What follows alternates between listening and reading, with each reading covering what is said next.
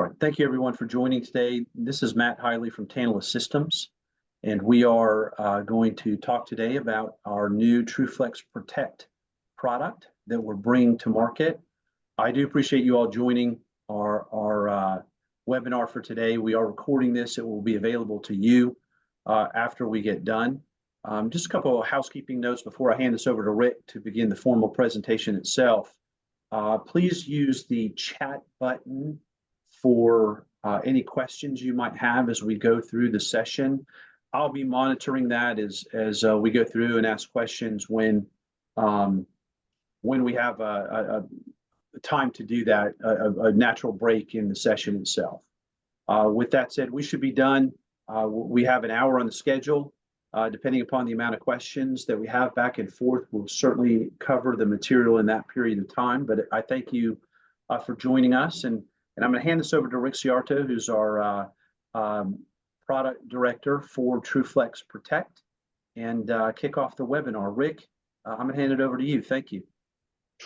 All right. Thanks, Matt, and thanks everyone for joining. Appreciate you taking the time to let us tell you about our new product, TRUFlex Protect, which we're in the process of launching right now. First, a little bit of a trigger warning. We're going to be talking here about rotating blackouts, and I can't see you, but I'm guessing there are a few people at least that winched when I said that. A few of you might have broken out in a cold sweat who've actually lived through having to do one of those. That's not surprising. No utility wants to have to resort to rolling blackouts, and sometimes it's unavoidable. And by sometimes, I mean more and more. The usual way to handle this is the original one, since the dawn of time, or since the dawn of electrical utilities anyways, which is shutting down entire feeders on and off on a rotating basis, maybe entire substations sometimes, to share the pain across the customer base as much as possible. And that's typically called feeder rotation, or sometimes some other names. There are lots of problems with that method, which we'll go through. The TRUFlex Protect solution leverages the advantages of the Tantalus solution, and it provides a much better way, and it's now available to Tantalus customers.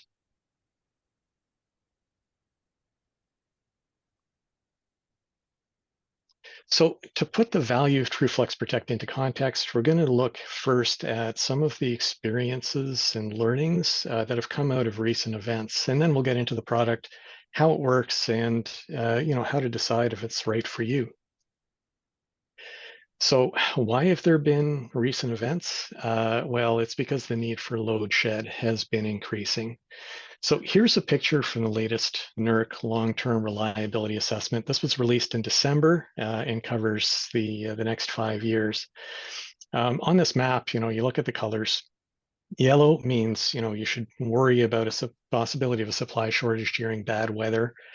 Red, surprisingly, means you may need to worry about supply shortages even without bad weather. And what blue means, it's called normal risk, but what it really means is worry anyways, because this was shown, like I said, the end of last year. Alberta is being shown in the normal blue color, but not 5 months after the release of this report, they had to endure rolling blackouts. So there's a bit of an oops, but kind of shows the trend that's happening here. If you're wondering if the solution is for you, the first thing you can do is have a look at this map and see where you're located. I also encourage you to go to the link at the bottom there, where you can go and see a detailed assessment. You go into the long-term reliability assessment, you can find a detailed assessment for your area. And it talks not just about what your risk is, but what the drivers of that risk are. So a couple of recent examples I'll talk about here where rotating outages were enacted. The first was California, and we're looking at the 2020 heat wave here. This is a prime demonstration of the duck curve impacting reliability.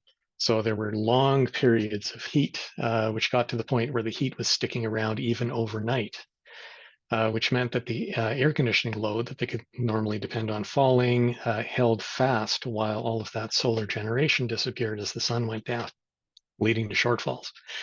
There's more to this story because there were several close calls before and after this event. One was only basically solved by the governor getting on the radio and putting out a plea to people to turn off their air conditioning to avert an issue. There are other more localized causes in California, public safety power shutoffs, where they may shut down transmission to avoid causing wildfires. That can cause localized supply shortages. That can also result in rolling outages. Winter Storm Uri really made history. This is the poster child for um, load shed disasters, demonstrated just about every downfall of traditional feeder rotation. And it also sparked the commercialization of TRUFlex Protect, which I'll tell you about. But basically, in a nutshell, there were supposed to be rolling blackouts, but millions of customers ended up without power. Almost half the customers in the state for 40 hours.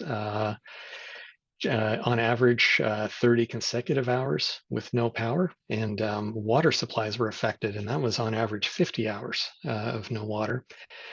But on the other side, there were millions of people across the state that were completely unaffected by outages. And so there was a lot of unfairness and winners and losers there. The thing is, many utilities were simply unable to meet the reductions they were asked for by rotating the feeders that they were actually able to rotate. And the end result were these extended outages, massive property damage for homeowners and the insurance industry from frozen pipes, massive infrastructure damage from frozen water mains due to the lack of pressure and flow that allowed the cold to get in there, and a tragic number of injuries and deaths. So we'll look at some of these in a little more detail. And then a couple of things that affected TVA and the areas, the bomb cyclone in 2018 and Winter Storm Elliott over Christmas in 2022.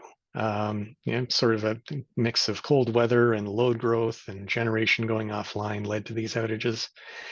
2022 was historic in that it was the first generalized call for what they call Step 50, which is the interruption of general firm load, which generally means rolling blackouts are being called for. There was a real mix of experiences here. Some managed to avoid it okay. Some were able to respond, but much slower or with not as much as they were required to have. And some were just simply unable to comply. So we'll look at a few examples of this as well. So the question here is, as a utility, what's your plan when the call comes to shed load? And there's a few things to think through when you're looking at this. I mean, one of them is speed. When that call comes, sometimes there's very little warning. How quickly can you get your plan into effect? How many people at the utility, your utility, does that involve? What kind of effort? Is it a constant effort? Are we talking 24/7? Are we talking truck rolls and line crews? Some important questions in that. And is the plan realistic about resourcing for the effort that's required? How flexible is that load shed? If the amount called for differs from what the plan anticipates, how easily can you adjust your plan or the timing? If the timing of the shed lasts longer than is expected or has less warning than is expected, can you adjust for that? What do you do when a critical load is discovered in the middle of the shed? The phone call comes in and there's something that you didn't realize or that was missed from the plan that has lost power that can't. How quickly can you get power back on there? When it comes time to restore an area that has been shed, how easy is that to do? How much cold load has piled up while it's been down?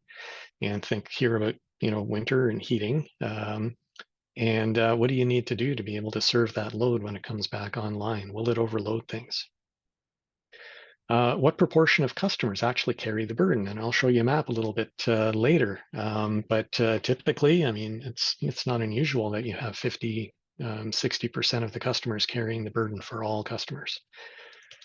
And what about vulnerable communities and their special needs? What about the elderly, or what about low-income customers? What about customers that have medical equipment, oxygen machines, dialysis machines, or whatever?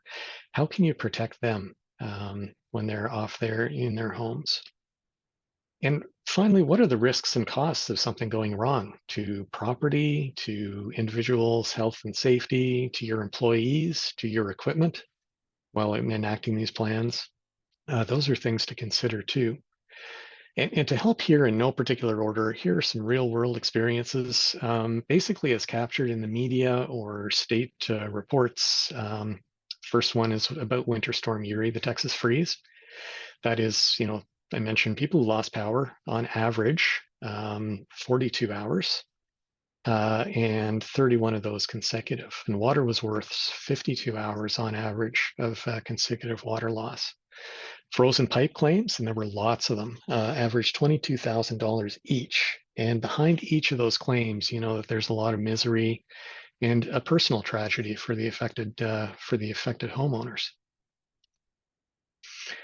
Problem was, especially when it came to the extended outages and the effects that had on health, and worse, there were 190 deaths attributable to a lack of power.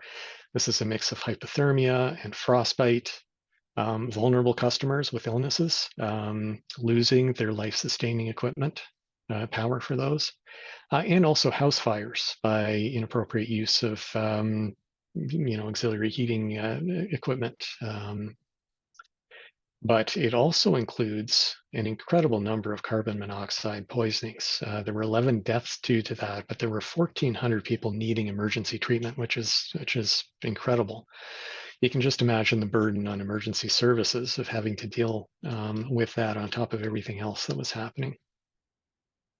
Switching over to the TVA area, and this is from Winter Storm Elliott in 22. Here is a utility that was ordered to shed load under that Step 50 event. So only 60% of the customers carried the load for the whole community. And I'll point you to the map. So the customers that were in the white area here were unaffected by rolling blackouts because the feeders were not easily accessible or easily switchable by the utility. So they weren't able to use them on a rolling basis. So those customers were spared. The customers in the red area had critical services, sharing those feeders in those hospitals, police, prisons, those kinds of places. So they were spared. That left the 60% in the green areas being affected by the rolling outages. So that's, not really a fair scenario. Another point about this one is the utility had a plan for a set amount of load shed, but TVA asked for more. And so they had to dust off that plan and on the fly recreate it basically to meet the new ask, which led to delays in enacting it. Now, they don't say it. That probably meant, a technical compliance issue. But you got to think that reworking a plan like that on the fly with little notice that involves mass feeder switching probably involves an amount of risk as well. So something to think about. Here's another example. So here's another customer that had to rework their plan because it didn't match the actual ask. And the actual outages that customers experienced were much worse than what was in the plan because they discovered that the work required to rotate those feeders was a lot more than they were resourced for. And so they were not able to keep up with it. They also noted that they received very little notice of the need to start mandatory electric load shed. So that was very difficult for them to follow. So there's some common problems with feeder rotation that have been validated in these and some of our customer experiences and other past experiences. I mentioned vulnerable customers, especially those with medical equipment, are in danger. If there's no way to keep power for a customer if the entire feeder around them has been turned off. Here's an interesting thing. The smart grid and AMI essentially go down when you cut the feeders. And what that means is that operational awareness and outage management, first of all, gets flooded with a mass outage, but it also is no longer reporting outages. And these events happen in bad weather. So they're no longer seeing when that tree branch falls on the lines. They don't discover that until the load shed event ends. And then they discover it and then have to go fix it. There's the customers not being treated equally. Some never lose power and others pay the price. It's interesting to look at which customers are spared. They don't tend to be the vulnerable communities. So that points to equity concerns, who actually is carrying the burden for the others, and also how affected. Some communities are far more affected by outages than others. And also, whole neighborhoods can go dark, and then you have safety concerns. If street lighting goes down, and it's not a great area. That's not a good scenario. There's a lack of precision, and that's because shutting down a feeder is shutting down just huge chunk of load all in one go. So there's no precision. Utility has to overshed in order to meet their ask, and that is not just unnecessary inconvenience. More people than actually need to be affected, but there's lost revenue that happens during that period also. Cold load pickup. I mentioned when you go to turn that load back on, how much cold load is built up, especially if the power can't be rotated frequently.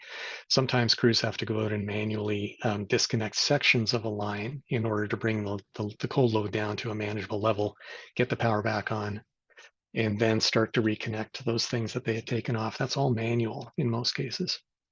And then the power rotates slowly because of the manual effort that's needed. And that means that homes are allowed to get cold in the winter, which can lead to pipes freezing. And in the summer, food can spoil because refrigeration is off for extended periods of time.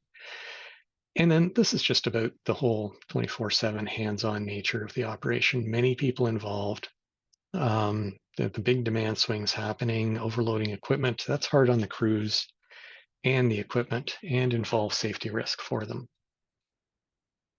So our message here is don't let these things happen in your community if you can avoid them. And TRUFlex Protect is unique. It's able to do things quite differently.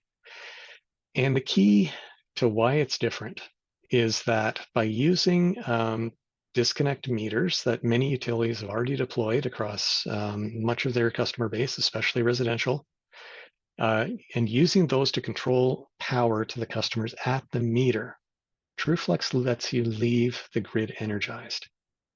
And that's selective control at the meters. And it's really as simple as that. And this is something that is only available from Tantalus.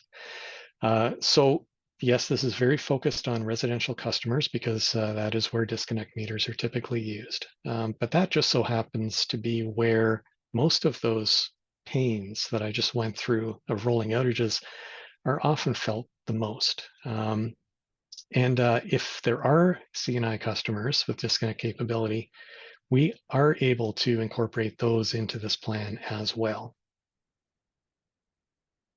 So let me tell you about how this particular light bulb went off. And I consider this a hero story. The hero is called Farmersville, a small city in the Dallas-Fort Worth area in Texas. They were caught up in the Texas freeze, and they, with their system, have no way to roll outages because of the structure. Every feeder had some kind of critical load sprinkled through it. So they were facing a complete shutoff from their power provider unless they could come up with something better. That's why I call them heroes, they rolled up their sleeves and they heroically sat down and used the good old-fashioned disconnect features of typical AMI that is supported in our TruConnect AMI to manually turn meters on and off, to run their own rolling outages. And by turning those meters on and off, I'm talking one by one, copying and pasting from their Excel sheets of customer lists into the program. And they did that for days on end. So they didn't sleep, but their community was spared just about all of the issues that the neighboring communities went through. And those were like the bad ones that I told you about from that winter storm Uri. It was a really stark difference. If you watched the public hearings in Texas in the aftermath of this, you would have heard some pretty hard questions posed about why the state's massive investment in smart metering and AMI couldn't help. And there weren't a lot of good answers there. And I'm sure nobody in the room knew that, Farmersville had actually cracked that nut with their Tantalus system through that event. Afterwards, they came to us to ask us how they could automate this process for next time. And that's where we sat down and looked at capabilities in our system that were actually already in use in other applications. And TRUFlex Protect was born. So let me tell you about what we came up with there and how it works and how it's different. So here's a typical disconnect scenario. You've got, the power coming in off the pole, passing through the meter, which is essentially a big switch going to the customer. That meter has it's a disconnect meter. So it has a switch basically in it. The typical use case for using that switch is, non-time critical ones, move outs, non-payment issues where they want to cut the power off to the customer until they pay, or prepay integrations where when the account runs down, it automatically disconnects. But the point is those are one by one turn on shutoffs. And it's not a mass event. It's not used for load shed. It's completely unsuited to load shed because of that. And this is, a feature that is fairly common in AMI systems where disconnect features have been deployed. So this is what it looks like when you have TRUFlex Protect running. So the Tantalus enabled meters, they have had edge processing for ages and supporting apps. One of those apps is called LoadChamp. And that basically lets a disconnect meter also operate as a load control device as part of a load control system. So what does that mean, operating as a load control device? It receives and executes like events from the TRUFlex software. And that event-based control is really important because those events, first of all, this is designed for load management purposes. The events are quickly and efficiently multicast across the system, and they're able to target groupings of devices and customers throughout the system. And they're also self-contained. Every event, when it goes out, talks about when it's supposed to start, when it's supposed to complete, and what its shed pattern is supposed to be at that location during the event. And then the edge processing takes care of actually making that happen. So, among the many benefits of this, there's no risk of someone being stuck without power after the event is over because some message got lost somewhere to tell it that it should have turned back on again. Basically, when it shut the power off, it already knew when it should be bringing it back on again. So technically, you can look at this as that meter actually having, logically anyways, two switches within it. One of them was managed by the same individuals in the utility that do the regular disconnects. That's the customer service people and the billing people and the prepay integrations. And the other one is being operated by the load management personnel through the TRUFlex software. So it lets everybody keep their usual responsibilities and workflows. Now, another note here, because the grid itself stays energized, all those meters continue to operate for outage, for sensing purposes and outage detection and restoration notifications. So basically, even though a load shed event may be running and the customers may be experiencing the rolling outages, the meter is not seeing those itself. And so it will continue to report outages if a branch falls on the lines. Crews can still be informed immediately what has happened, and they'll know where to go and fix it. So I talked about this being selective and targeted, and basically, because it's based on TRUFlex, all the same targeting mechanisms are available as for load management. And the way that can be used is to segment customers by customer type or customer class, separate out those individuals that have medical equipment, organize people or homes by substations and feeders or neighborhoods. Or another interesting one by rate. There are some utilities that offer a special lower rate for customers that agree to be shed first when there's a shortfall, thus sparing other customers in the system, possibly from having outages at all. So they can be grouped separately to have control. And I'll talk about how this can be staged into a plan in a moment. But basically the process, first, upon adopting TruFlex Protect, we will work with you as a utility to figure out what you want your plan to be. How do you want load shed events to roll out? And this is typically done in stages. We'll look at one in an example in a second. But basically for, set up what stages that you want to call on, starting with the one, and then if you need to, the next, and then the next. For each of those stages, which groups of customers are going to be targeted? And what shed pattern should those customers be seeing? And then that's all kind of set up into a set of programs that can be called upon on short notice. So then, fast forward to a time when there's actually a shortage and notification comes in. So then the load management operator would go into the TruFlex software and they would dispatch stage one. They could use all the presets that were decided, or they could adjust parameters if that was what is appropriate, such as the amount of load shed, and then they would execute that. And then from there, they can move on to now the event is running. They can then adjust the load shed pattern for the stages that have already been dispatched to get more or less load out of that stage. They can dispatch further stages if they want to roll further into the customers. And again, we'll look at an example in a minute. They can adjust the event end time too. If the power provider says, okay, at 4 o'clock this afternoon, the event will be ending, and they had previously set it to 6 o'clock, they can then adjust it. And then the whole system will know and automatically unroll from the event when the time comes. At the end of the event, and this could be either because that preset end time has arrived or because a call came in, an all clear call came in, and the power provider said, okay, you can end. As a utility, you can press the button and end the event then.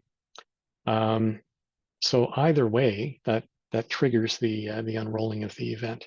And then you have the option of ramping the load back in so that those stages don't just immediately come back online, but they get rolled in smoothly over a time period, which can help you to avoid overloads from cold load that is built up, although there should be less cold load because of the shed pattern is much better here. But it also avoids, demand peaks that may hit you at your monthly billing from your power provider, and it is easier on equipment loading as well. So, looking at a example program set of stages that a utility might use, and these are all configurable. So keep in mind this is just an example. So for stage one, if they are doing regular load management with TruFlex, then those are an obvious candidate to go and control first. And good ones there are electric vehicle chargers or water heaters. So they could be set to turn off as a first stage. As a stage two, the utility may have a lot of discretionary load out there. So, one that I've heard is architectural lighting. And, not a big deal if that gets turned off. It does not need to be cycled. It can be just turned off. And the more load that can be taken offline completely, the less there will be left to burden the later stages that are coming. So stage three could be those volunteers that took a special rate, like I mentioned, to agree to be shed first if you happen to put that in place as a utility. And then that can have a rotating or cycled load shed pattern that is adjustable. And then stage four then could be your regular customers. And the thing I'll point out here is that those critical loads, like those with medical equipment, for example, need never be touched, even if they happen to be, all of their neighbors are being shed. They're the one house on the street that is in that situation. That doesn't matter because this is selective load shed that is selectable at each and every customer by the group that customer is in. Now, there's one interesting thing here that came up, talking to one utility, they said, oh yeah, under discretionary load, all our street lighting. Well, we'll take that all out right away. We're fine with that. Talking to another utility, they went, well, we have neighborhoods in particular where that would be a very bad idea. There's, safety and security issues that our police need to deal with out there. They would consider the street lighting as a critical load. And the point here is it's up to you. You just arrange it the way it is. And one of the nice things here is that you no longer need to make these calls on to, winners and losers on behalf of your community. You're you're able to provide the tools, but then let whoever it is, town council, emergency services, set those priorities. That's more of a kind of a political decision that then you are then able to support and execute accordingly. And that's really the way that these things should happen. So just a few things here. You're able to, and this is a feature in TRUFlex, but you're able to watch the aggregate loading by program or by load shed stage here. That helps you see, in advance of the load shed, or typically what is the loading there? What would the effect be when you enact the load shed event? And then once you've enacted it, where is load actually? Is it building or shrinking? Does it need adjustment? You can make those adjustments. So it really gives you this aggregate visibility. It also gives customer by customer visibility that customer service representatives are able to use. And that's helpful with fielding calls. They can see what the shed pattern is for customers, and the event history for customers. So with this granular approach, you can avoid just about every one of the downsides of feeder rotation that I went through before. And so I won't go through this list here. It will be available in the recordings that you can go and see for yourself. But it really does get to the root of just about all of the problems. So I told you about Farmersville being the origin of this solution. So after the Texas freeze, we worked together to prove out this solution. And I should mention that the components of this solution have been in use for years in load management programs at utilities that use disconnect meters to separately meter loads, because that's the way that they have set up their rates. And so there are thousands of customers in, for example, in the Minnesota area, where their home heating is being controlled on a daily basis with this very solution. And if I can think of a mission critical scenario, it's probably home heating in Minnesota in the winter. If you've been there, then you know what I'm talking about. So it is very well proven technically. So we went through a field trial process nonetheless with Farmersville. We've set some success criteria and worked through it, and it passed with flying colors. So a good thing here to talk about is how did they and how would you as a utility be able to test this solution, not just at the beginning but periodically, to make sure that your system is ready to go and ready to deal with the load shed scenario. Well, there is, of course, bench testing with some meters in the shop, but because this is a solution that is able to individually target in groups, you're able to go and choose customers that are friendlies, for example, your employees in the community, and designate them into a group that lets you actually run actual load shed events on those customers live. To make sure that it's working and doing what it's supposed to do and what you expect. But more than that, you can actually run test events on the actual larger target groups across your community. But those events they actually go through all the motions except for actually opening the disconnect. And then by doing that, you're able to examine all of the reports of the information about the participation of the various meters that come back. And that really lets you see who was targeted and would have responded starting when and completing when. And this basically lets you practice your load shed plan easily and periodically. So just try that with feeder rotation. I mean, that by itself is a game changer for readiness and confidence. So just looking at if TRUFlex Protect might be right for you, and a few questions here to consider. What risk zone are you in? And this is looking back at the NERC long-term reliability assessment, which is looking out for the next 5 years. If you're in the yellow or the red areas, especially the red areas, that's a good indicator. But remember, Alberta was in the blue here, and they had, honest to goodness, widespread rolling outages not a few months later. So that doesn't necessarily mean that you're in the safe if you're in the blue. Do you have a lot of residential and small commercial load with disconnect meters widely deployed? That puts you right at the top for readiness for this solution, since no infrastructure needs or anything else is really needed to enact the solution. How easy is it for you to rotate load any other way in your system? And this is getting back to the questions about resource intensiveness. Do you have vulnerable individuals and vulnerable communities in your system that would be disproportionately affected by outages? And the answer to this, in most cases, is yes. But to what extent is that an issue in your community? And another question, and this is interesting, but are you looking for funding for grid modernization initiatives? Because a lot of the federal funding programs do ask for applicability to equity and equity concerns. And this solution fits very nicely into those requirements. So if there's something looking for example, an AMI upgrade, this is one of the strongest or equity related benefits to a next generation smart grid system and AMI system. Hey, Rick, this is Matt, can I break in just quickly with a couple quick questions that have come in? Please. The first one asks about specialized classes. So we mentioned different classes of customers out there. Where do those come from? Are they from the CIS or TruConnect?